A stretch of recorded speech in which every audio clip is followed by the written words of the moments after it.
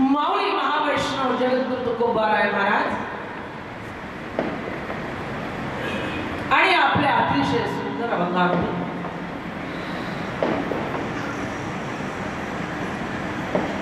संतांबद्दलची प्रतिती व्यक्त करत हे आपण म्हणतो देवते संत निमित्त त्या प्रती.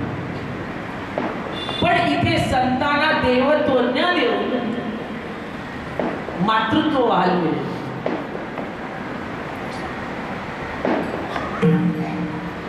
देव कोण अधिष्ठान डोळ्यासमोर आणि माता कोण म्हटल्यावर मांडी डोळ्यात येते.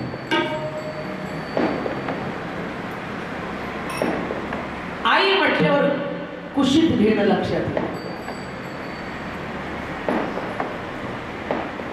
माता म्हटल्यावर प्रेम पाना पाझर लक्षात येतं. म्हणून आजचा हा दिवस विशेष. संतच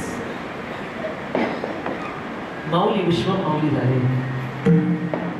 जगद्गुरु तुकाराम महाराज आज विशेषत्व आणि माता रूपाने आई झाली. आपल्या मुलीला कुसपुडी केली. तिचा अंत होणार होता. तिला जीवदान दिलं. तिला आशीर्वाद दिला आणि तिची परंपरा चालू ठेवली. प्रेमाची भक्तीची आसेची. म्हणून आज महान दिवस वारकरी संप्रदायाच्या इतिहासातील एक आगळा वेगळा दिवस. संप्रदायाच्या संतांचं सगळं चांगलं. माता भक्ती भेटली बरोबर. तिने मार्ग दाविला सुख होता. नर हरी रामा गोविंदा वासुदेवा.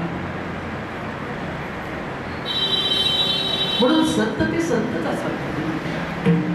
पण शेवटी कुठलीही संत प्रतिती उन्नतवाणी असते. सगळ्या आयाच असतात. कोण आई नसतं. जी प्रसवते ती आईच. जिच्यातनं प्रसव आहे ती आईच आहे. त्याच्याबद्दल तुम्हाला नाही. पण काही काही ठिकाणी विशेषत्व असतं. तसं सर प्रकाश तो प्रकाश सर्व ठिकाणी प्रकाश त्याच्याबद्दल काही दुमत नाही. पण चंद्रप्रकाश जो येतो तो सूर्यप्रकाशच आहे. प्रकाश तो प्रकाश की यासी न बजे गई चुकी कोणोनी जगह मान्य है. चंद्र प्रकाश सुद्धा सूर्य प्रकाशच आहे. पण ज्या शीतलत्वाने तो प्रगट होतो तसं आजचा चंद्र सूर्यप्रकाश शीतलत्वाने प्रगट झाला. विशेषत्वाने प्रगट झाला आणि आपल्याला सावली दिली. प्रकाश पण सावली होऊ ना असं ऐकलं. प्रकाश आहे पण सावली होऊ नका. ते सावलीनी देखोनी लोळे शांत. म्हणून आजचा दिवस असा आहे की प्रकाश सावली होतो. प्रकाश शीतलत्व होतो. प्रकाश समाधान घेऊन आला. प्रकाश शांती घेऊन. एक तर चंद्रप्रकाश आहे किंवा झुंजू असतं ना सकाळचा प्रकाश. तो इतका गोड असतो. प्रकाशच लख प्रकाश. पण त्या प्रकाशात एक शीतलता. म्हणून जगद्गुरु जे प्रगट झाले. शीतळ व्हावया नाम तुझे असं नाम घेऊन आले. शीतलत्व घेऊन आले. शांती सुख घेऊन आले आणि जगतामध्ये वाटत सुटले. घात जातो हाची उपदेश लोका नाही विचारित मेघ आनंदारी. घात जागा प्रेम मागा विठ्ठला. म्हणून लोक म्हणतील तुकाराम महाराजांमध्ये वैशिष्ट्य काय आहे.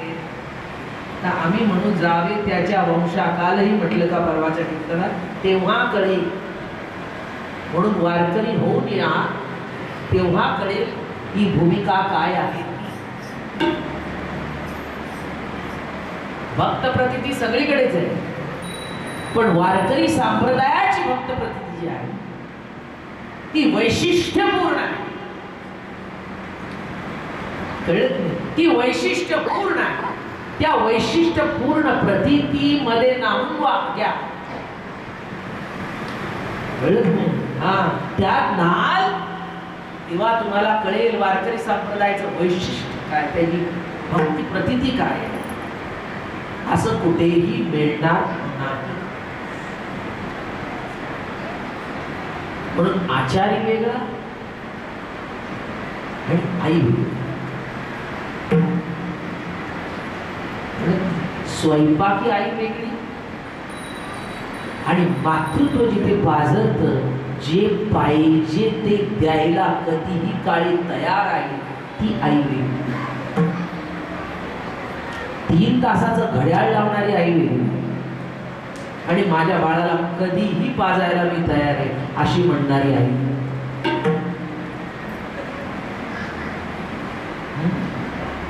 म्हणून बाल संगोपनाचे धडे देणारी आई वेगळी आणि हे माझं बाळ आहे एवढ्या प्रतिक्रियेने जगणारी आहे. म्हणून समाज हे माझं बाळ आहे. पुढत हे जनन देखवे डोळा हिताचा कळवळा म्हणून या अशी म्हणणारी संत प्रतिती घेऊन, मातृत्व प्रतिती घेऊन निर्माण करणारी संत आई वेगळी. ती कधीही जागृत होती समाजासाठी. ज्ञान संपादन करून ज्ञान देणारे वेगळे, ज्ञानी वेगळे आणि पाझर होऊन निर्माण झालेलं ज्ञान वेगळं. हे ज्ञान वैगावर परवाच्या कीर्तनात विसरले, म्हणजे माझ्या डोक्यात आलं, नंतर पुढचा मुद्दा मांडताना विसरली नव्हती. माझी आवडती होती आणि सद्गुरू दादा महाराजांची अत्यंत प्रिय होती. ते ज्ञान वैगावर जरी मनी आठी आरावे तरी संताया भजावे सर्वस्वेसी. कप्प्या कप्प्याने बजू नका, सर्वस्व म्हणावं लावावं लागतं. आम्ही असं करू मग हे असं, आम्ही तसं करू तो नो नो नो तसं आणि नो कॉम्प्रोमाइज. पाण्याची वाफ व्हायची असेल तर 100 डिग्री पर्यंत तापून घ्यावं लागतं तरच. आम्ही एवढं करतो मग असं केलं तर काय, ते माझ्या हातात नाही ना. तुम्ही मला प्रश्न विचाराल तरी माझं उत्तर हे सिद्धांताला लागूच आहे. जे सिद्धांत आहे, जी केमिकल रिॲक्शन आहे ती मी बदलू शकत नाही ना. मी इथे बसले तरी तुम्हाला काय झालं, अरे मला काहीच नाही झालेलं, माझी अवस्था तीच आहे. तुम्ही एवढं केलं तर काय झालं, अरे माझ्यात नाही ना ते होऊ शकत. मी सुद्धा म्हणू शकत नाही, मला सुद्धा ते लागू जर का करू शकत नाही तर मी तुम्हाला कसं लागू करणार. लक्षात आलं ना? तापिनी चंदन निगोडितो जन्म मरण वारी. कसं हा त्रिकोणा हा काढी सर्विस. तुमचं तापलेपण सुद्धा जे निवारण करायला जाईल ते कोण आहे, ते संत मायबाप आहे. तेवढं लक्षात ठेवा. म्हणून तुम्ही म्हणू शकत नाही असं. शाळेत आल्यावर शाळा म्हणते तसंच करायचं.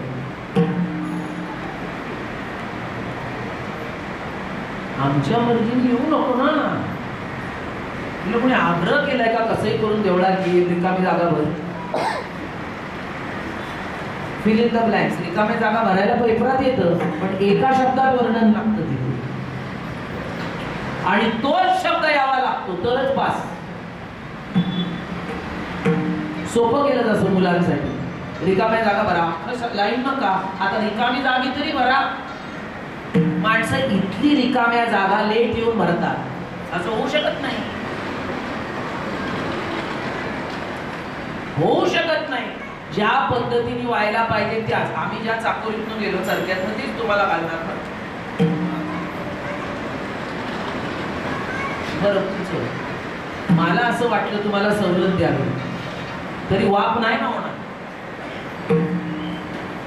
मी म्हणीन चला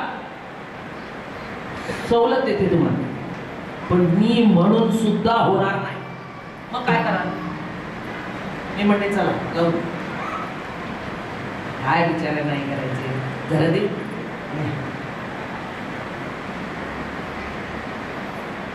चोखोबारायचा अभंग आहे ना, खट नट यारे शुद्ध होऊनी झाले, दौंडी पिठी भावेचो का मिळा. मग तुम्ही म्हणाले दिलेलं आहे अभंग, खट नट यारे शुद्ध होऊनी झाले, दौंडी पिठी भावेचो का मिळा. हे जरी म्हणलं तरी हे कसं लिहिलं गेलं माहितीये का? ज्ञान मार्गामध्ये सांगितलं जातं साधन चतुष्ट संपन्न. ही सवलत तुम्हाला इथे आहे की तुम्ही साधन चतुष्ट संपन्न नसला तरी चालणार, हे तुम्हाला सवलत आहे. तुम्ही कर्मकांड नाही केलं ही तुम्हाला सवलत आहे की तुम्ही कर्मकांड नका करू. पण भावाला सवलत नाही. आईच्या कळांना सवलत नाही. आज आई इंजेक्शन देतात, काय बाबा कठीण आहे. सांगत नाही मला कितीतरी गोष्टी माहिती. कळलं ते मटक्यात इंजेक्शन देत का? तर कळा नको. मान्य ना, पण 9 महिने वागवायला पाहिजे हे तर सिद्धांत आहे. तुम्ही म्हणाल ना तर सरोगेट मदर काढलं तरी होऊ शकत नाही ना नीट ते. म्हणजे माणूस ना टोकाच्या सवलती घ्यायला बसलाय. अडचण ठीक आहे, पण ज्याला होतंय ते सुद्धा करतंय. किती बक्कस पण एखाद्याचं आहे, होते ना सवलत आहे. विज्ञान शिकवते तुम्हाला, मोठ्या नेतंय त्या परिस्थितीत, होऊ दे ना. पण आमचा फिगर बिघडायला नको म्हणून नको. अरे काय तसं परमार्थ तुम्हाला कसा करायचा फिगर न बिघडवून, मग तो परमार्थ होऊ शकत. फिगर बिघडल्यावरच आई होती. मातृत्व काय तसं निर्गुण निराकार ब्रह्म फिगर बिघडवून येतं. विकारी ईश्वर होऊन भगवान भाग घेऊन येतं, तेव्हा होतं जगत निर्माण. तेव्हा जीव होतो. जगात जीव परमात्मा ही त्रिपुटी निर्माण होते, तेव्हा विश्वातला संसारात देव रममाण. कळतं का काय सांगितलं? फिगर बिघडवायचं नाही. अरे देवाला सुद्धा फिगर बिघडवावा लागतो. निर्गुण निराकार ब्रह्म हात पाय नाक कान डोळे घेऊन येतो. आणि म्हणून महाराज काय म्हणायचे? चाल वितो, बोल वितो, खाव वितो, पीव वितो. वितो म्हणून सतत विते ती आई. आणि एकदा विते ती आई आणि अखंड वीत असते ती विठाई. माझी विठ्ठल माऊली, माझी विठ्ठल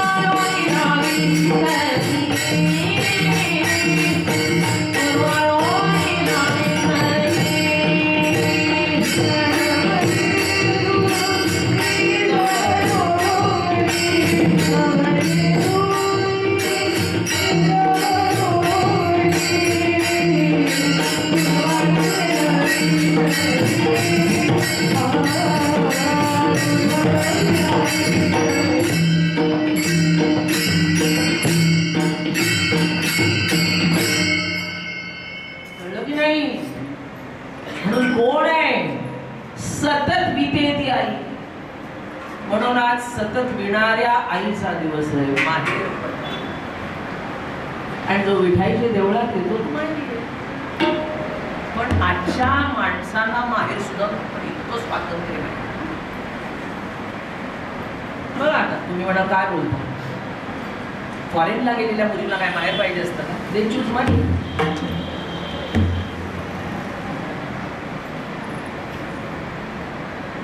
करिअर, पैसा, माहेर पाहिजे. Hi hello daddy mummy papa bye bye. ज्याला माहेरची हौस आहे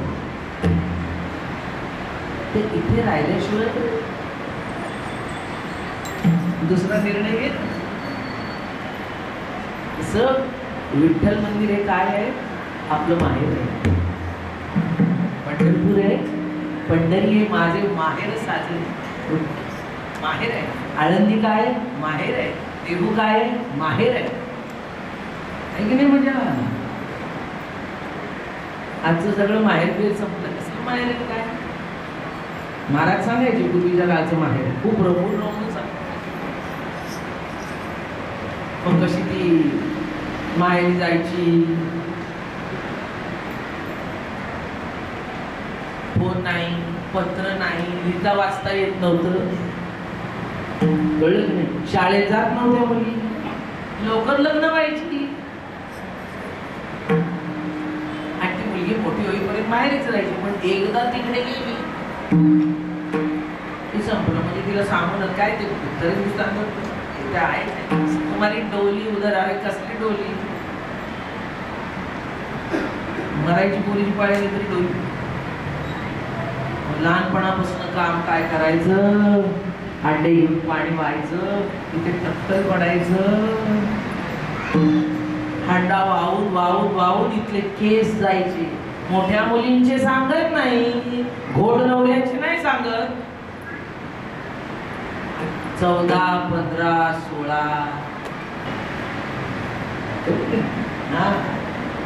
तसं पूर्वी अशी लग्न व्हायची. आणि दादा महाराजांची तर कमालच. सद्गुरुनाथ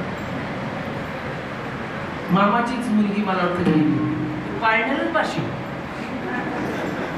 आमच्या पणजीचं पाळण्याला बाशिक लावून लग्न झालं होतं. म्हणून तुम्हाला वाटेल मी काय सांगते, आमच्या घरातली कथा सांगते.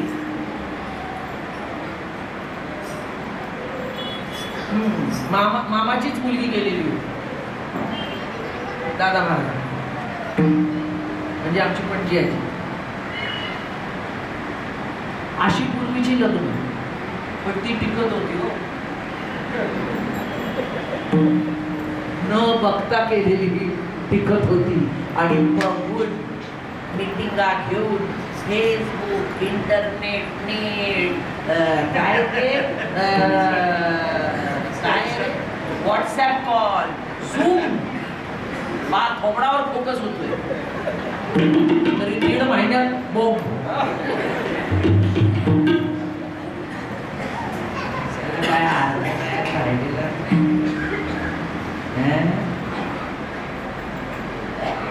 मी आमच्या घरात कधी कधी म्हणते, आमच्या नाती चिड होते, हिला चिड होते. तुम्ही राजकन्या आहे म्हटलं घरातल्या, तुम्ही कसं आहे, आम्ही एक गोष्ट वाटायला, ती राजकन्या इतकी नाजूक होती, म्हणजे 7 गाद्यांवर झोपायची. पण एकदा राजकन्येला काहीतरी असं असं व्हायला लागलं. मग दास्या आल्या, काय झालं काय झालं, का राजकन्या रडते आमची? तर 7 गाद्याच्या खाली एक वाटाणा होता, तो तिला रुतला. म्हणून आजच्या सगळ्या राजकन्या आणि राण्या अशा आहेत की त्यांना 7 गाद्याच्या खाली वाटाणा. आणि पूर्वीच्या काळी घडे घेऊन इथे कळले ते माहेर पण मी सोचून घेतलंय लांब. आम्ही जम्मूला होतो 2 वर्ष, आणि त्यावेळेला मोबाईल काय नव्हते, पत्र लिहायचे. आणि तुम्हाला माहिती आहे, सर्वात जास्ती महाराजांनी आयुष्यात जर का पत्र कोणाला लिहिले असतील तर मला लिहिली. ती काय, ती एका बापाची मुलीची प्रेमपत्र होती.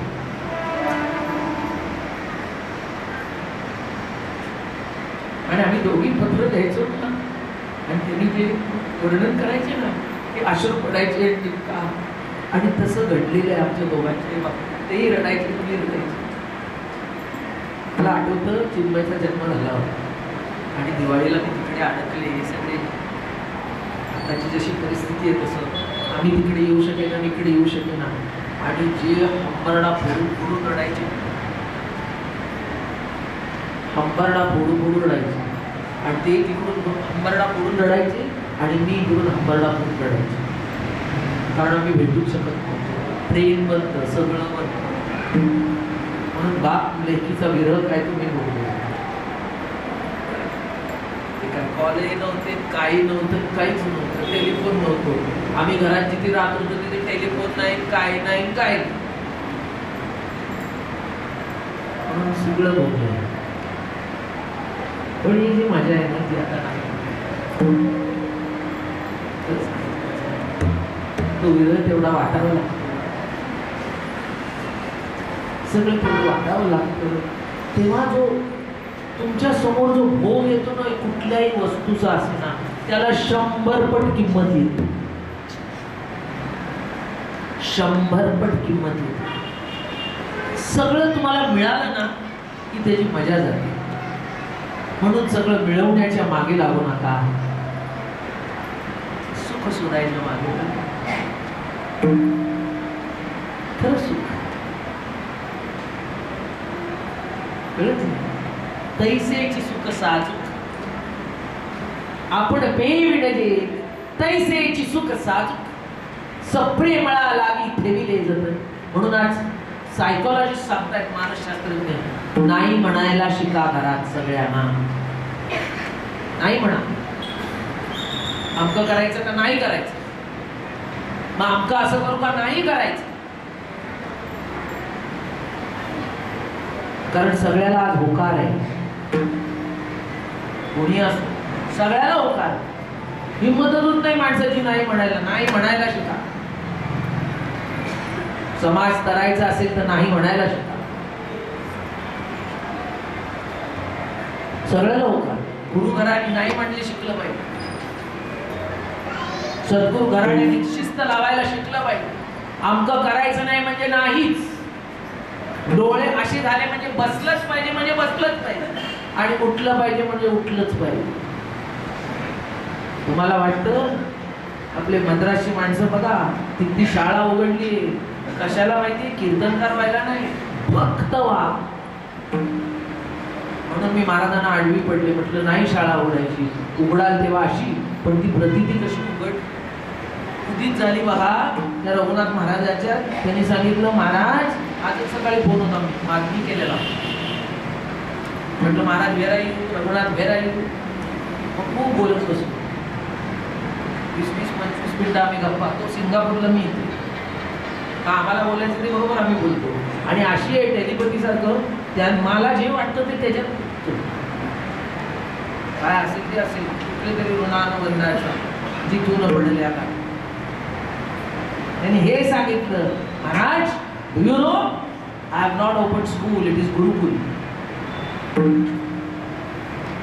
It is a gurukul. म्हटलं हे माझं कार्य सगळं बोलतोय.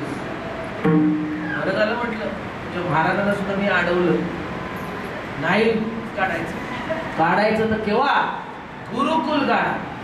तुझी सेवा करीन मनोभावे, तुझी सेवा करीन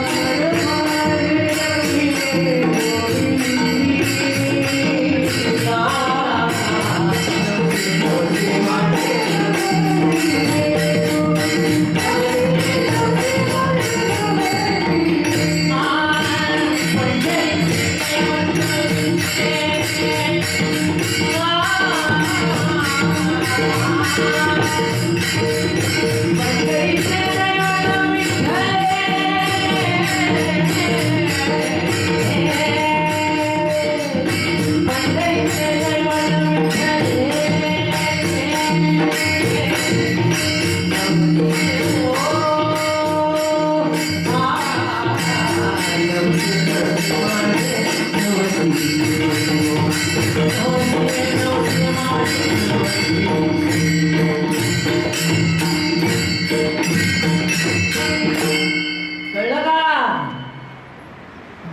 अरे आपला नवस आहे, पंढरीचे दैवत विठ्ठल.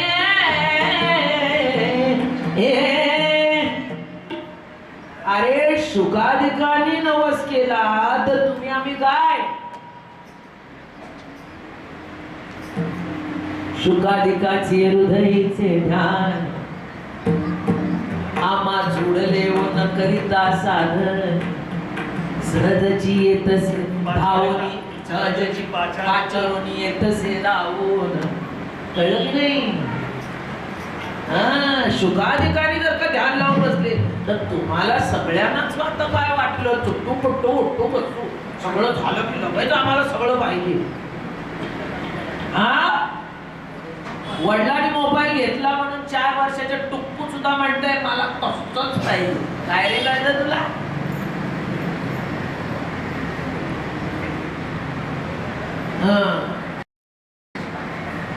सगळे एकदम कंपॅरिझन मध्ये उतरतात.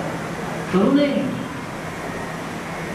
आम्ही आमच्या आई वडिलांच्या तुलनेत कधी उतरलो नाही. तिला हे मग मला का, तिला हे मग एक कानफटात बसेल. आईच्याही नाही, कधीच नाही. परवाच सांगतो ते चिन्मय महाराजांना, माझ्या उलट असतं ना, आईच्या साड्या मुलीच्या कपाटात असतात, आईच्या साड्या सासूच्या साड्या सुनेच्या कपाटात असतात. माझे असतात सगळे वापरायला सगळे. मुलीलाही असतात ना सुनीलाही असतात. असं नाही कधी मला आठवत नाही तिने काय मागितलं ना, असं नाही, असं नाही. सुनेलाही असतात, सासूलाही असतात, मुलीलाही असतात. पण आमच्याकडे वेगळं असतं. माझ्या साड्याची कपडी माझ्या आईच्या कपाटात असते. कुठली साडी बघा आणि स्टाईल लोक आणि रुक्मा आजी बरोबर झाली सांगते, आजी बरोबर झाली सांगते माझी बाहेर. कारण मला आठवत नाही मला कधी दुःख झालं किंवा मी हट्ट केला हे काय असं करता तुम्ही. नव्या कोऱ्या साड्या हौशीने आणलेल्या आणि मग महाराज आणि का चाल रुक्मा जरा अंगावर टाकत तुझ्या आईच्या हे चल घे तुला.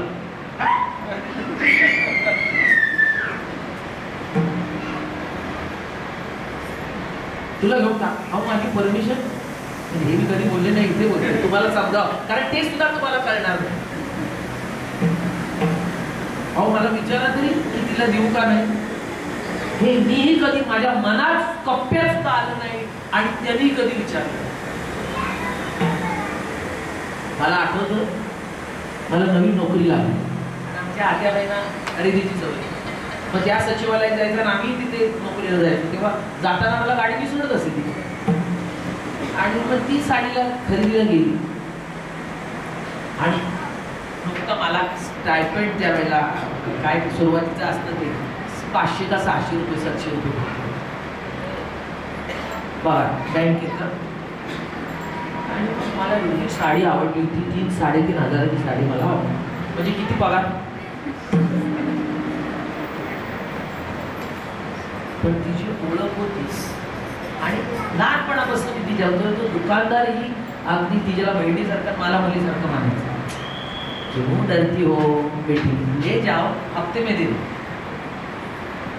मुला काय म्हणलं, इतनी अच्छी लगी है ना, सोचो मत, ले जाओ. नरीमन पॉइंट काय आपलं मरीन लाईन्स, ले जाओ, हफ्ता दे दो. मग 500 रुपयाच्या हप्त्यावरती साडी मी घेतली. काय वाहू घरी आलो, वा काय साडी आहे. नेसायला काय प्रसंग नव्हता म्हणून कपड्यात ठेवून दिली. आणि नंतर पुरस्कार आला महाराजांना, ए आणती साडी.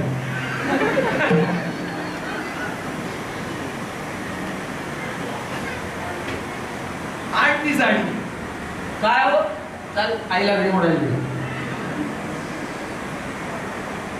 ही साडी तिने चांगली नेसली. नंतर मी 2-4 आणखी सुनेकडे दिली. म्हटलं ही लक्षात ठेवी, विशेष साडी तू नेस.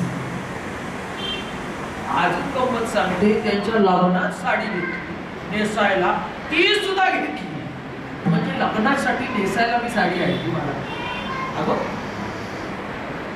आणि सर्वात बेस्ट साडी, काय साडी आहे रखा एकदम जरदोश कर. आता काय तिला नाही साडी असू दे म्हटलं, चला घेऊन टाकू. कळलं असं आमचं नातं. म्हणून ती गेली तेव्हा कपाटचं काढलं तिचं. मी यांना सगळ्यांना दाखवले, बघा बघा काय बायसेप करतो. अशी मजा. पण मला कधी आठवतच नाही, कधी रागवले उलट असतं. मी आणलेली साडी माझी मुलगी नेसू दे, असं काही नाही, उलटच सगळं. पण मला एवढंच वाटलं, माझा रोल या परंपरेत असा आहे, जिथे कमी पडतं तिथे सगळं देऊन टाकतो. काय तुम्हाला काय पाहिजे महाराज, हा असं झालं, अरे आहे ना, कशाला घाबरत आहे. आणि आता गेले ना तरी आता माणसं मोठी म्हणताय. आजच आपल्या पोराला बोलत की काय नाही महाराजांनी म्हणून तुम्हाला केलं. जितकी खात्री होती त्यांची की ही मला कशालाही नाही म्हणणार जीवनात. काहीही म्हटलं तरी मला नाही म्हणणारी त्या वडिलांची खात्री माझ्या बापे. तो जो जो खेळ गावी तो पुढे सोन्याचा करुणी ठेवी, ऐसी उपाच तिची पदवी. पण मला ते कधी माझं वाटलंच नाही, अरे त्यांचं सोन्यासारखं करून ठेवलंय, काय कमी आहे, कधीच वाटलं नाही मला. शेवटपर्यंत तशीच राहिली. माझी आई राहिली, मी राहिली, नम्र म्हणजे नम्रच. चिन्मय महाराजांना तेच म्हटलं, तू तुझ्या आजीने माझ्या आईने स्वतःला जीवन सोपं केलं. बरोबर आम्ही गाडीत दोघं असलो की आम्ही कधीतरी थोडी गप्पा, जास्त असं नाही, सविस्तृत टकटक बोलत बसले नाही. 2-4 वाक्य बोलले. म्हटलं तिने स्वतःसाठी जीवन सोपं केलं. त्याला वाटलं काय बोलते मी, अरे म्हटलं तिने विचारलंच नाही, जी समोर सोडून गेली तिला जीवन सोपं. मला आठवत नाही तिला कुठली गोष्ट अवघड गेली, कारण तिने स्वतःला सोपं. भक्त मोड जो सद्गुरूला देवाला सोपा होतो,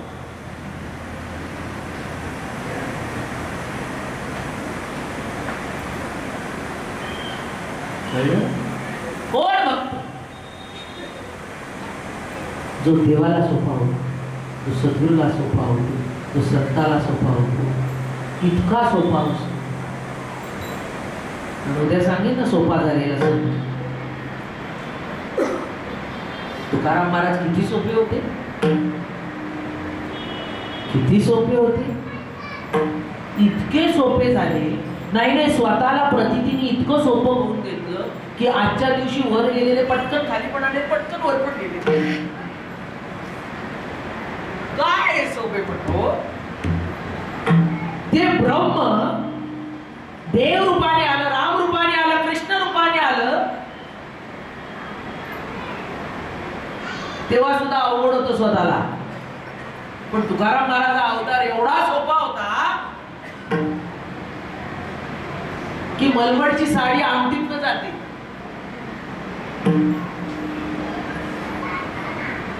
वस्त्र तलम, किती वस्त्र तलम, किती तलम,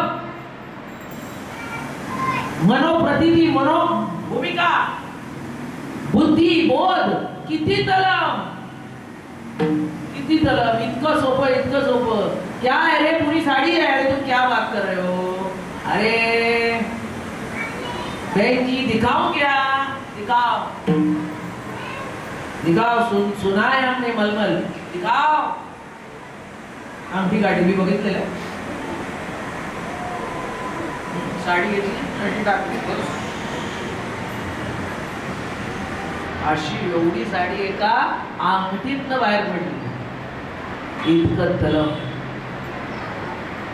तसं स्वतःला इतकं तलम करा की सद्गुरूंनी कुठेही पोतेर म्हणून वापरो, नाही तर मलमलची माझी साडी म्हणून लग्नात वापरू, कुठल्याही प्रसंगाला वापरू, कुठल्याही काय म्हणतात दिवाळी असो, दसरा असो, सणाला वापरू. आणि तेच कापड वापरल्यावर कधी कधी जेव्हा तुम्ही जमिनीचं गाण पुसायला जाता ती टिपायला सरवाट पाव. आज ते सुद्धा कोणी पिळायला पाहिजे.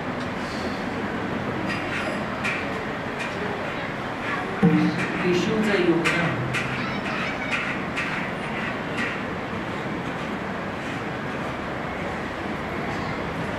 ते सुद्धा धुवायला कोणी नाही ना. असं घेतात आणि आमच्या बायकांना मी ओरडते, अरे एवढं दिले ते पिळा, तुम्हाला बादल्या वेगळे, जरा भिजत टाका, जरा पिळा.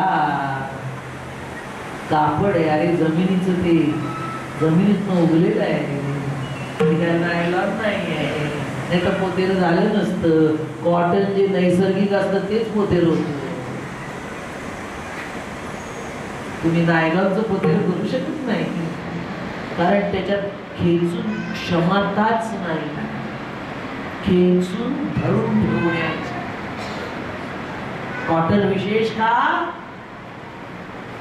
म्हणून सांगितलं गेलं, कॉटनचे कपडे का घाला, घाम खेचून घेता, आणि खेचून घेतल्यावर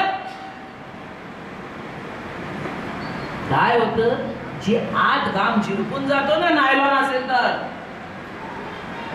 तो झिरपत नाही. म्हणून सिल्कचा कपडा असो, दुसरा कसलाही असो, त्याला आतनं अस्तर असतं, आणि ते अस्तर तलम कॉटनचं असतं. का घाम आला तर ते टिकतं. नायलॉन असं वर्ण काय, आज ते पण कापड याचं लावतो. आता अस्तर सुद्धा तुम्ही नकली कापडाचं लावायला लागला तर अवघड झाली.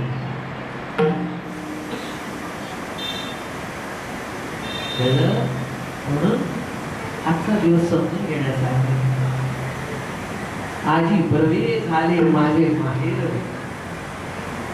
जगद्गुरु तुकाराम महाराजांचं वैकुंठ गमन झालं. काय वैकुंठ गमन झालं 2 दिवसापूर्वी. आणि तुकाराम महाराजांना 2 मुली होत्या. काय 2 मुली होत्या. एकाचं नाव गंगा आणि एकाचं नाव भाविक. दोन्ही मुली अत्यंत भाविक, परमार्थाच्या आवडीच्या. महाराजांनी भजनाला बसावं की मुलींनी भजनाला बसावं. महाराज निघाले की त्याला विणा द्यावा, उपरण द्यावं. बाबा तुम्हाला हे देऊ, मला मला का तुम्हाला तोक देऊ, मला चिपळे आणून देऊ. बाबा तुम्ही म्हणता तर नागपण असं देऊ. तू माझ्या आईच्या पेक्षा माझ्या वडिलांबरोबर ही लहान आहे ना बोलली, एवढी एकटी बाहेर पडायची. सुट्टी सुरू झाली की मी घरी नसेल. अख्खे 2.5 महिने महाराजांबरोबर गाव फिरत असेल एकटी. आई सुद्धा नसेल, आई घरी असेल, मी एकटी असे महाराज. म्हणून ते आनंद खूप भोगला. वेड्या घालायच्या, आंघोळीची तयारी करून द्यायची, जेवायला लहान होते म्हणून कधी कधी लाज भरवायचं. चांगलं मिळालं नाही की काय मिळत नाही ना, दही दूध भात आणि शेंगदाण्याची चटणी. आणि मग 5-5, 6-6 दिवस दही दूध भात शेंगदाण्याची चटणी मला अजून आठवतो, अशी कुस्करून द्यायचे. आणा बाकी काही नाही, भाकरी नाही, काही नाही, काही नाही. दही दूध भात मीठ शेंगदाण्याची चटणी. आमच्या पुरीला भाकरीला फार आवडेल. दही दूध भात आणि शेंगदाणा. तिला वाटतं तिला कळत नाही, आज सकाळी तिने मला बरोबर चकमा दिली. ताटात वाटून ठेवलेलं होतं आणि मी कामात होते सकाळपासून, खूप काम, काही ना काहीतरी पळापळी माझी चालू. आणि त्या नादात तिने काय केलं, काही नको काहीच पटली नाही. आणि माझं लक्ष कामात होतं, ह्याच्यात. तिने शेंगदाण्याचे ढिकळे घेतले, दही घेतलं, वडील आणि ती भाकर दिलं. तसं चुपचाप आवडलं नाही की एवढं घेतलं आणि हाडल्या 2 पोळ्या, कपना 1 भाकरी. भाकरी भाकरी तुमच्याकडे भाकरीच असते, भाकरी चटणी आग, शेंगदाण्याची चटणी, दही, भाकरी, जे हंडी छू. आम्ही बघितलं तर ताट असत म्हणजे आम्ही खायचो.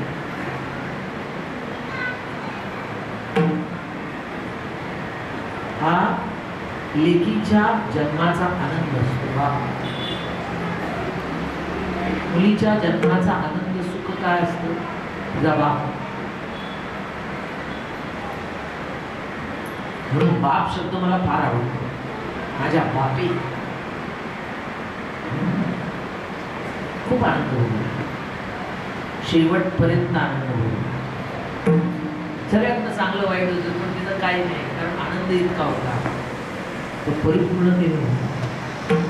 म्हणून अशी तो आनगडशा होता की नाही कथा, ती त्याचा पोटमा कधी घडत नसेल, तो पोटमा घेऊन चालला.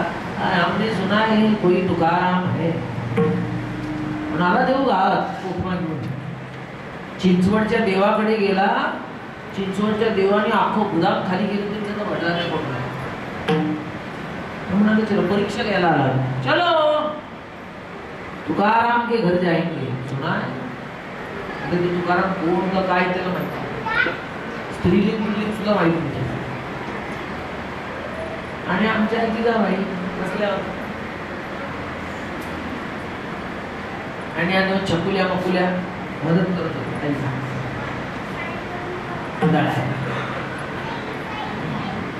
आणि असं करता करता आले, हे तुकाराम, कहाँ रहता है तुकाराम, हे तुकाराम, हे तुकाराम, भिक्षा. जात रिपीट पडत होत. कोण मेला वसावडे आलाय, जा गंगा, गंगे जा. मागितली नाही गंगा, गंगा जा पिढी. मला वाटत होतं मागितली पण नंतर वाचलं. दोन्ही मुली तशा होत्या, एकीसाठी आली आणि एकीचा चमत्कार होता. मोठी गंगा आली आणि पीठ घे म्हणून अशी ते एवढीशी हात छोटीशी पिल्लूशी आणि अशी अशी आली लिपी पत्तर चोळीमध्ये. असं केलं, असं ती जरा शांत होती. बागेत ती टॉप होती, ती मोठं होते, शांत होते. असं केलं, असं केलं आणि असं केलं म्हणजे कोठा वाहू लागला. याला तोबा तोबा तोबा, हे तुकाराम, हे तुकाराम, हे तुकाराम. अरे कौन सा तुकाराम, मी तुकाराम नहीं, मी तुकाराम महाराजाची मुलगी आहे.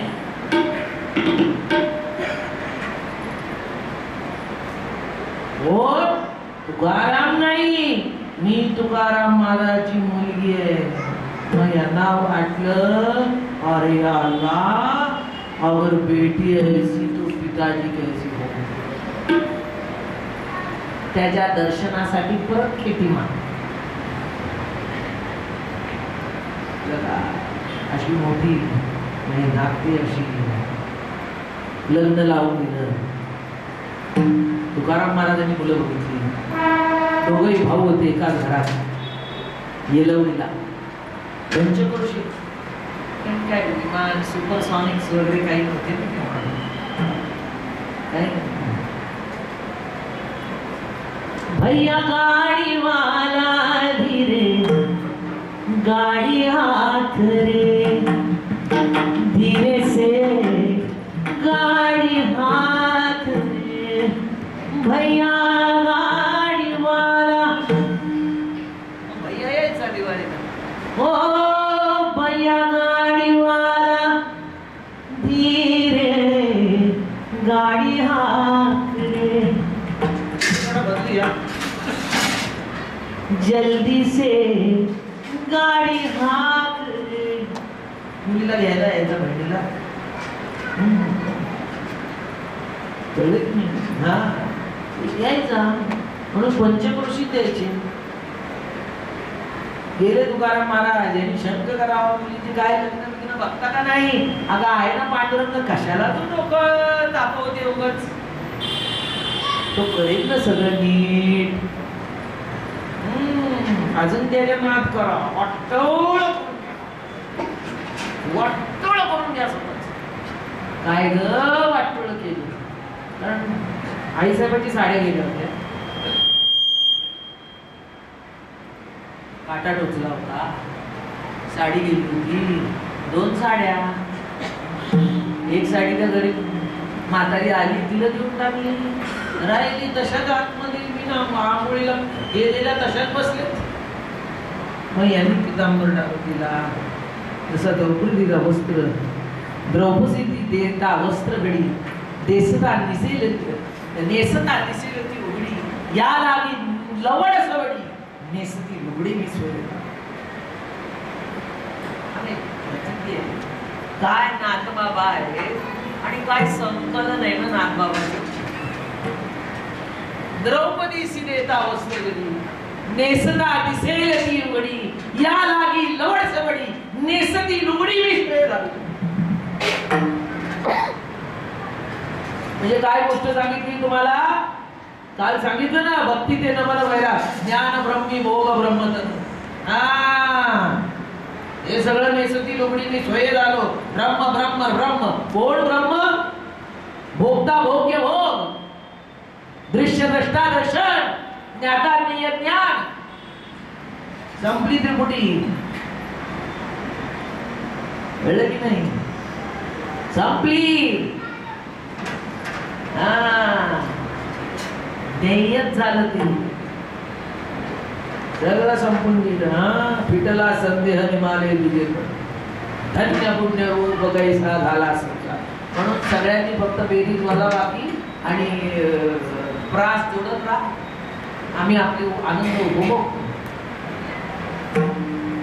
कारण आमची आईने जी ताकद वाढली ना ती अशी पंचम पक्वान्न नुसतं नाही, तिखट मिठाला सुद्धा कमी नाही आमच्याकडे. काय म्हणतात त्याला पंचामृत. एकदा आपण पंचामृत करूया. मी विसरले. पुढच्या वर्षी आपण पंचामृत करू. देवाला घालतात ते पंचामृत नाही. पंचामृत हा प्रकार आहे ना. बदाम पिस्ते प्रत्येकाने मोठमोठा आणावं झाला पंचामृत. परवडायला न परवडायला काय प्रत्येकाने टेकू लावायचा. गोवर्धन उचलताना एकट्याने देवाने सुद्धा नाही ना उचलला. आता ऐका, देवामध्ये क्षमता होती उचलायची तरी काठ्या लावून दिल्या. तसं तुम्ही काठ्या लावा, आम्ही मधलं राहतो. आम्ही करतो पंचामृत करू पुढच्या वर्षी आपण. त्याला काय बदाम पिस्ते काजू खसखस तीळ सुकी मिरच्या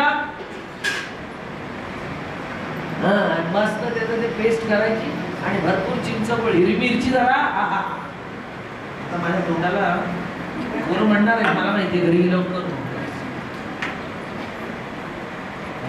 कळलं तुम्हाला? तर पंचामृत आपण आपल्या सर्व हौशी आपण भागून घ्यायची. मी तर भागवते, कारण माझ्या वडिलाचं रक्त सळसळतं माझ्या अंगात.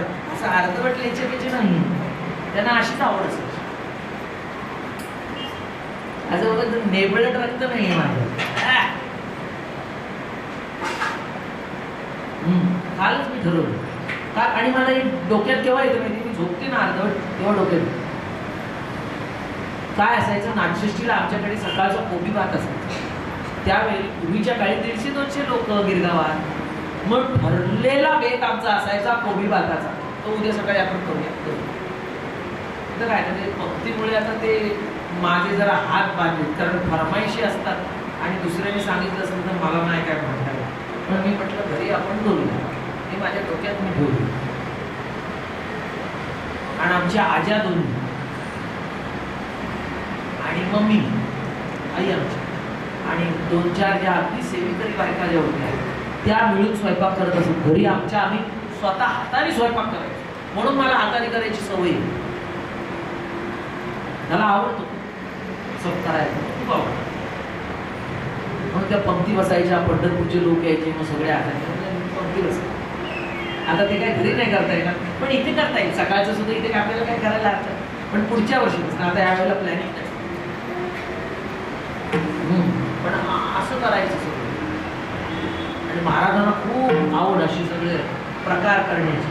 म्हणून वाना महाराज सुद्धा होते की नाही, तेव्हा आज आठवण आली त्यांची. माझा दुसरा पिता या वेगळा 5वा पिता, तसे माझे दुसरे बाप हे वाना महाराज होते. मग ते सुद्धा आले की नाही. मग आई थकल्यावर मला सांगायचे करा, आम्हाला करा, मग मी करून घालायचे सगळं. मग ते उंदेवली पिंदेवली खाली पिठं घरी यायचे, भगवती कर म्हणायचे, मग आम्ही करायचो. तसं सगळे हे हौशी आपल्याला ताकद महाराज देतात, भागवून घ्यायला सुद्धा. अशा मुली तयार केल्या. म्हणून महाराजांना आम्हाला घडवलं, आईनेच आमच्या घडवलं. सेवा करणं, शब्द न डावलणं, जे सांगितलं त्याचं ऐकणं, हे आमच्या आईने आम्हाला शिकवलं. आम्ही कधी असं बोलायची सवयच नाही. परवा आम्ही आमच्या माई महाराज शेजारी बसलो, तर मी म्हटलं वडिलाचं आईचं समान रक्त माझ्याकडे.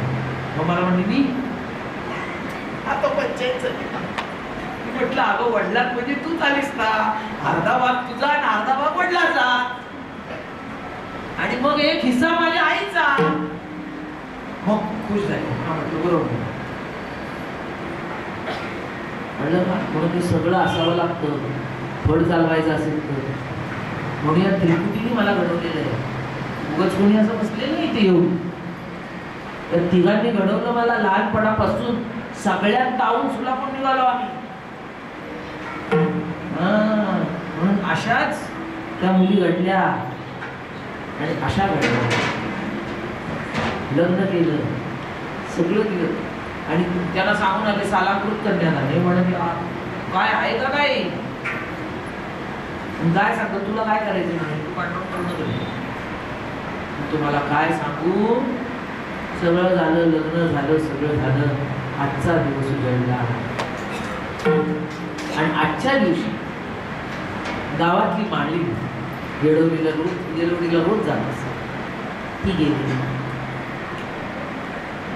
सगळं देव गाव शोकात होतं. तिसरा दिवस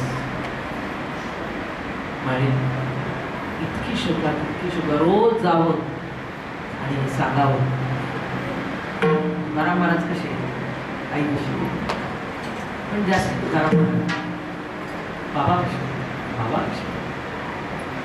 बाबा कसे. आजचा दिवस उजळला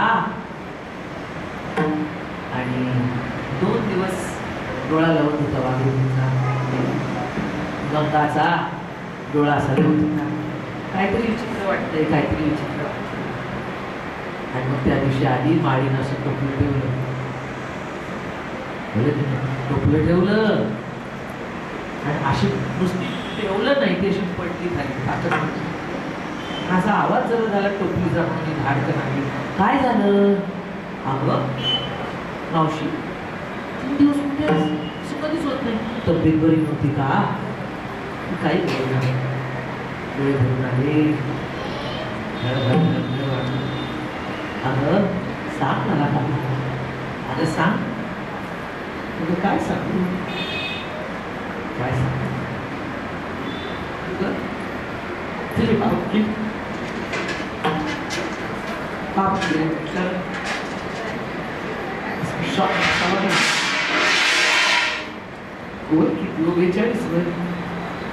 जाण्याचं तरी एखादं वय झालेलं माणूस गेलं तरी तू भरून काढू शकत नाही.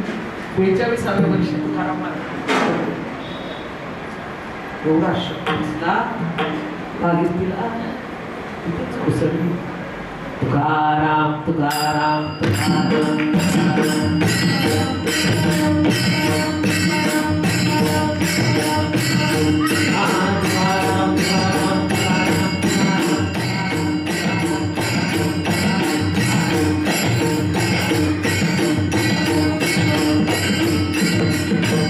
नामस्मरण सुरू झालं आणि तुम्हाला सांगू का धीर जीव लागला आणि तो तुकाराम तुकाराम तुकाराम तुकाराम तुकाराम स्वर जो वैकुंठात गेला.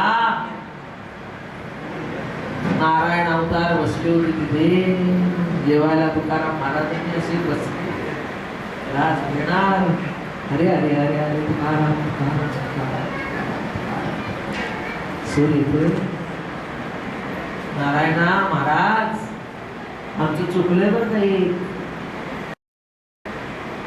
जेव्हा निघाले की नाही सगळ्यांनी विचारलं होतं 14 टाळकऱ्यांना कुणी येणार का, कुणी येणार का, कुणी येणार का.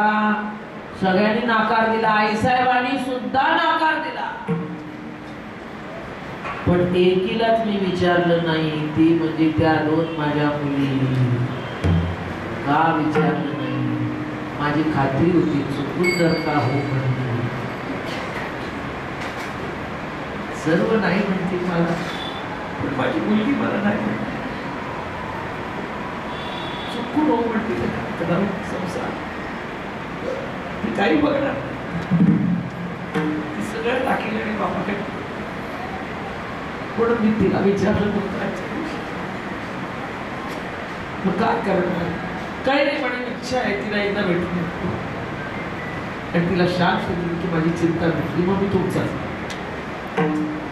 ज्ञान देवा तुम्ही एकच आले खाली विणा वाजला भारे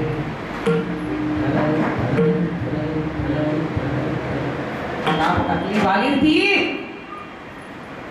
उघड गंगा उघड उघड सांगू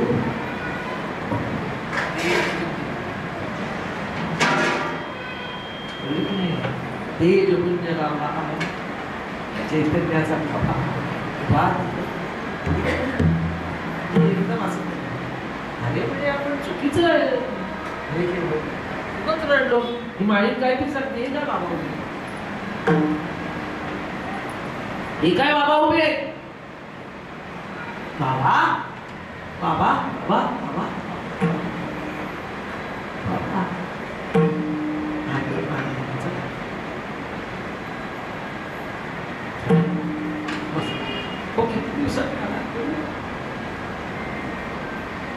दिवसांनी घरी काही येतं का कोणी मुलीकडे? कळत नाही का तुला? कोणी येतं मुलीकडे?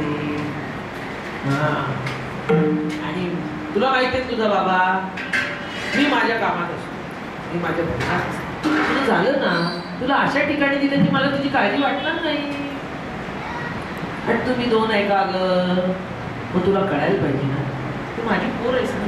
तुला जर काही नाही कळलं तर काय तू अशी हट्टासारखी वागायला लागली तर समाज कसा वागेल? तू माझी पोरगी आहेस ना. तुला नाही समजलं तर कुणाला कळणार हे सगळं? आता माझ्या घरी पहिल्यांदा आला, आता मला सांगा तुम्ही जेवणार ना? जेवणार नाही म्हणाली वेळी मी अशा गावी गेले की जेवण हो असं काय करता असं कुठे गाव असतं का जेवण नाही असं जेवण नाही मग काय करणार दोन दोन दूध पिले जेवण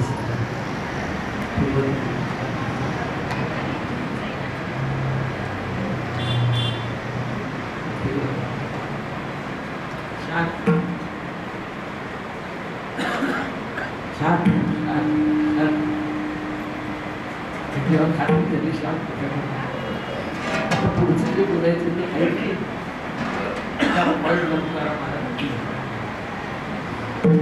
तिच्या इतका हात फिरवला तो ब्रह्मसंस्पर्श ती खात्री तो ससंवेद्य ज्ञान ते परिपोषण ते इंद्रियांना करता असल्या त्या परिपूर्णतेने तो भाव नशीब उतरवला ते ससंवेद्य ज्ञान ससंवेद्य नुसतं राहिलं नाही त्याला भावाची झलक दिली आणि तिच्यामध्ये ती उतरवली तिची इंद्रिय सुद्धा ज्ञान बोलू नाही लागली भाव बोलू लागली इंद्रियानी विलास वेगाट विलास एकले चैतन्य पण ते चैतन्य भाव पूर्ण होत प्रकट होऊ लागले एवं इंद्रियानी विलास वेगा तो स्पर्श असा होता की तो भाव घेऊन उठला कुस घेऊन उठला भावाचा उठल्या तर म्हणाले आता मी निघतो आता मी सांगतो की ऐक पुन्हा मला हाक मारायची वचन दे बापाचीच लेख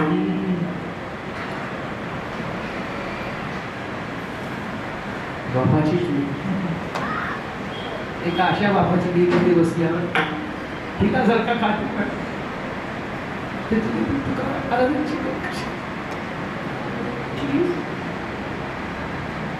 खाते परत हाक मारला नाही मारणार पण आता तुम्ही हाक केला आणि तुम्ही मला आशीर्वाद द्या की तुम्ही गेला असं मला कधी वाटणार काय तुम्ही गेला असं मला कधी वाटणार नाही आशीर्वाद आशीर्वाद तुला बाप तुला नाही असं तुला कधी